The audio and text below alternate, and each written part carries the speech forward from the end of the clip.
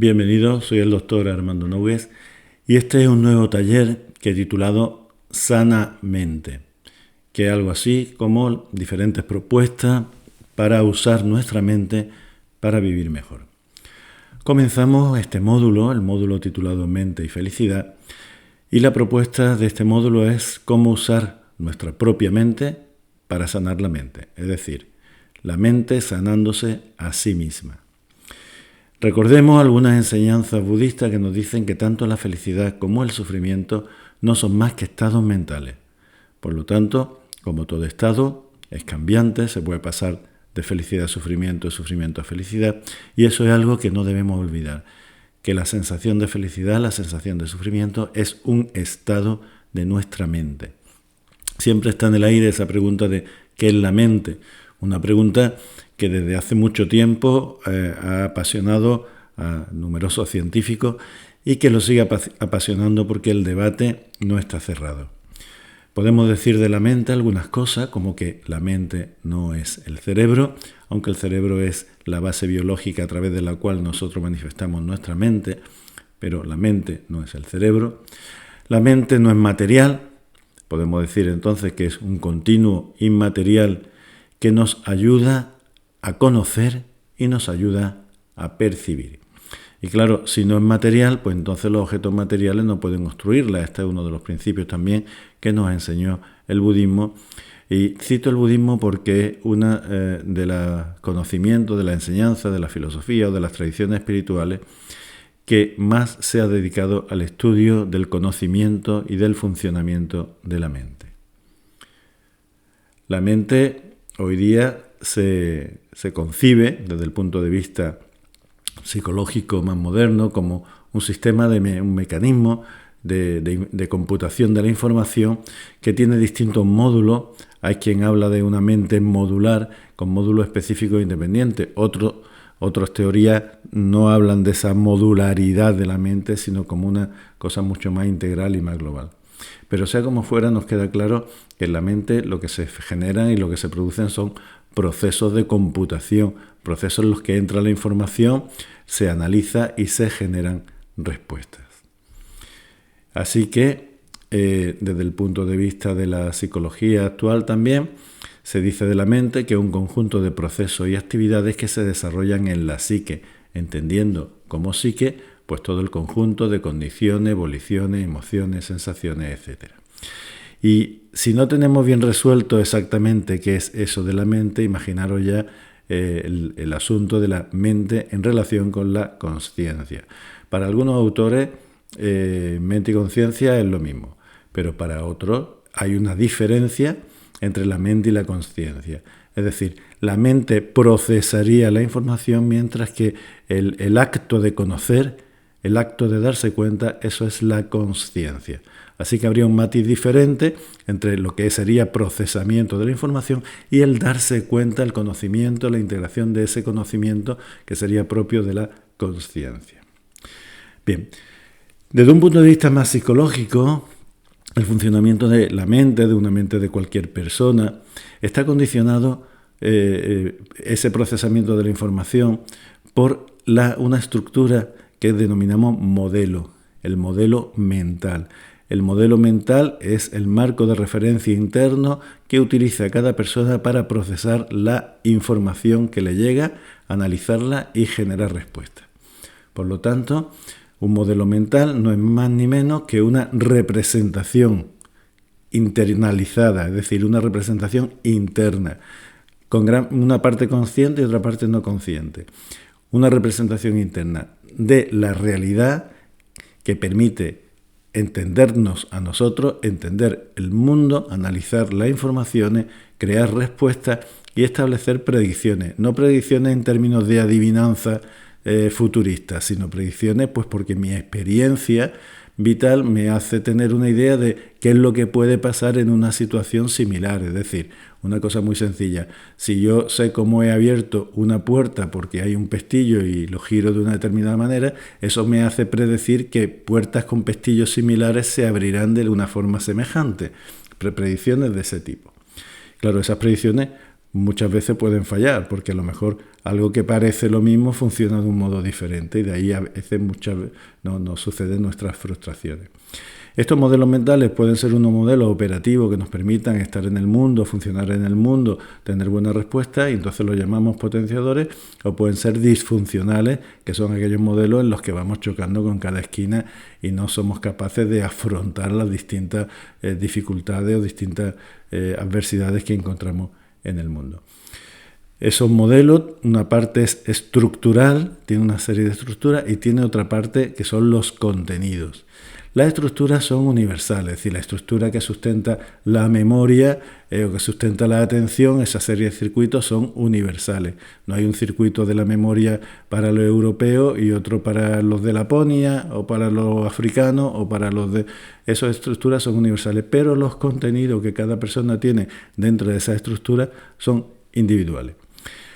Resumiendo, nuestro modelo del mundo es el marco de referencia interno que nos permite entendernos a nosotros, entender lo que nos rodea y analizar información y dar respuestas. ¿Pero qué sucede? Pues que de un modo o de otro, cada persona se encuentra atrapado dentro de los límites de su propio modelo. Aquello que está fuera de nuestro modelo mental es como si no existiera. No somos capaces de entenderlo ni de comprenderlo. Hay modelos más pequeñitos, más restrictivos. Es como si dijéramos que hay cárceles con habitaciones más pequeñas y hay otras que son de 5 estrellas, el superlujo. Pero en definitiva, pues tienen unos límites. Una persona que crece y se desarrolla es una persona que trasciende los límites de su propio modelo y que además hace que a nivel interno las distintas estructuras de ese modelo y las creencias que lo conforman funcionen mucho mejor. El entender que nuestra capacidad para entendernos a nosotros mismos y para comprender el mundo está limitada por nuestro modelo es un gran avance. Dentro de ese modelo están las creencias, están las distintas conexiones o comprensiones que nos dañan. ¿Qué es lo que nos suele dañar? Pues nos remitimos otra vez a la enseñanza budista y ponía como que el primer veneno mental, el primer veneno de todo nuestro continuo mental es la ignorancia.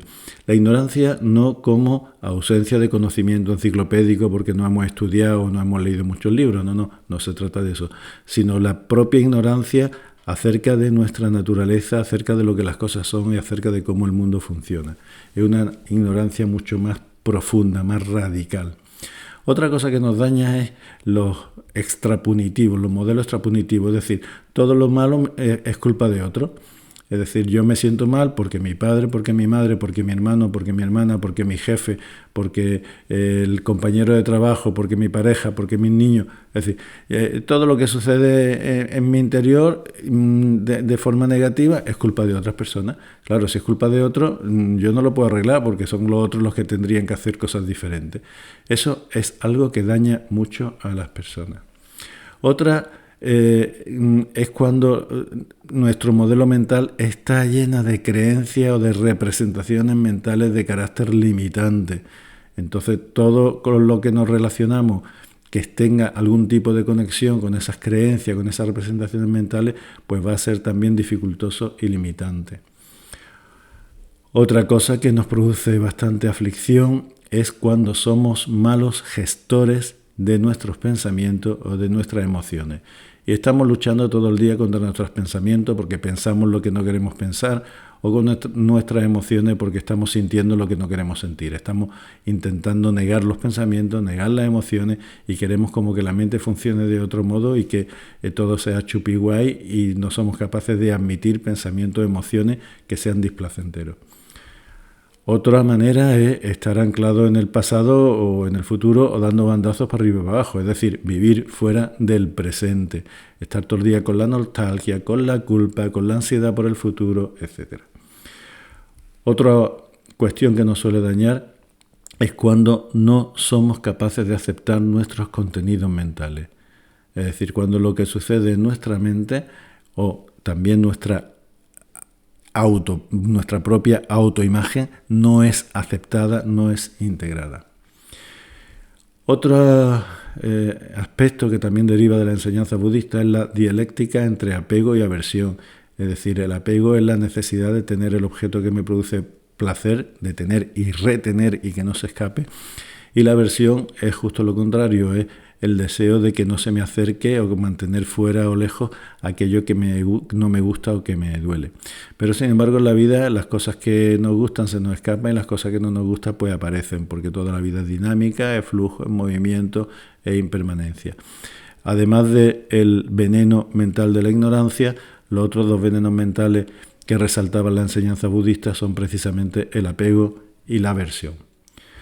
Y por último, otra de las cuestiones que más nos daña y que más nos perturban y que más nos impiden alcanzar el estado de felicidad o de paz interior en nuestra mente es cuando ponemos el control fuera de nosotros, cuando ponemos el control en alguien o en algo o en un sistema o en un grupo social, pero nosotros no controlamos nuestra vida, es como si fuéramos unos muñecos, unas marionetas cuyo hilo mueven otras personas o otra instancia, otra estructura.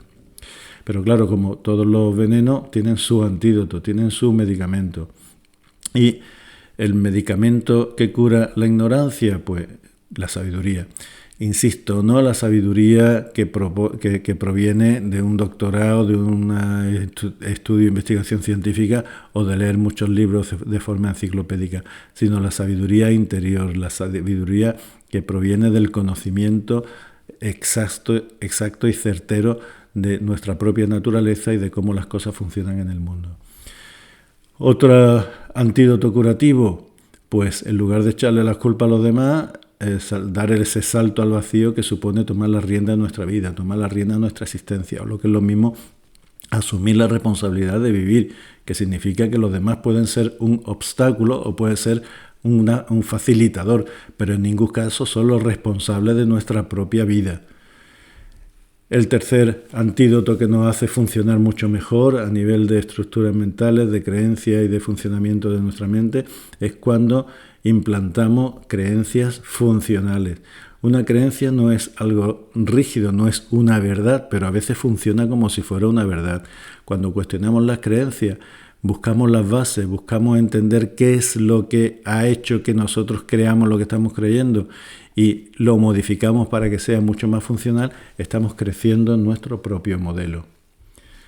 Eso está muy conectado con el aprendizaje que se deriva de una buena gestión de nuestros pensamientos y de nuestras emociones. Lo primero para esa buena gestión es la aceptación, entender que los pensamientos y las emociones no son realidades en sí, sino que son contenidos de la mente y como tales contenidos abordarlos y tratar de hacer que funcionen lo mejor posible, dándole esa naturaleza impermanente e ilusoria de nuestros contenidos mentales. Otra importante herramienta es el enraizamiento en el presente para huir de esa mente que divaga entre el pasado y el futuro. No podemos estar dando vueltas todo el día entre lo que hice o lo que me hicieron o lo que dejé de hacer o lo que voy a hacer o lo que no voy a hacer o lo que me pasará, sino estar conectado. Enraizarse significa nutrirse de nuestro aquí y nuestro ahora. Otra potente herramienta, un potente antídoto muy útil para el bienestar personal es la propia aceptación. Tanto la aceptación a nivel corporal como mental como espiritual, la propia aceptación de quiénes somos en este momento y el deseo de mejorarlo y de hacer que funcione mucho mejor. Por supuesto, la dialéctica entre la aversión y el odio se supera a través del medicamento mágico y supremo de la ecuanimidad. Ecuanimidad significa precisamente encontrarse fuera de los extremos de apego hacia unas cosas y de aversión hacia otras. Y finalmente, para antidotar lo que es poner el control fuera de nosotros, sería trabajar en lo que en psicología se llama el locus de control interno, es decir, que la toma de decisiones, la responsabilidad de nuestra vida, la rienda de nuestra existencia estén dentro y no fuera. Esto está muy conectado en sofrodinamia con el concepto de centramiento, poner el centro de nuestra vida en nuestro propio interior, en nuestras propias creencias, valores, en nuestro propio modo de ser y de estar en el mundo y no en lo que nos pueda decir otras personas o un grupo o unas creencias exteriores. Para finalizar este primer tema introductorio me gustaría plantear algunas reflexiones a modo de ejercicio sobre estas cosas que hemos tratado. La primera de ellas es cuáles son las principales dificultades que encuentras en tu mente y que te impiden o te dificultan mejorar tu vida. La segunda sería una especie de pequeña revisión o trabajo en el que te propongo que revises los aspectos que dañan tu mente y describe aquellos factores de ese daño mental que tienen mayor incidencia en ti. Y finalmente, el tercer ejercicio que te propongo es qué te propones para implementar en tu vida toda esa serie de antídotos que he comentado. ¿De qué manera, de qué forma lo vas a hacer? Espero que el tema te haya interesado y te anime a seguir progresando en ese trabajo de sanamente, el trabajo de sanar tu mente. Continuaremos en los módulos siguientes. Muchas gracias.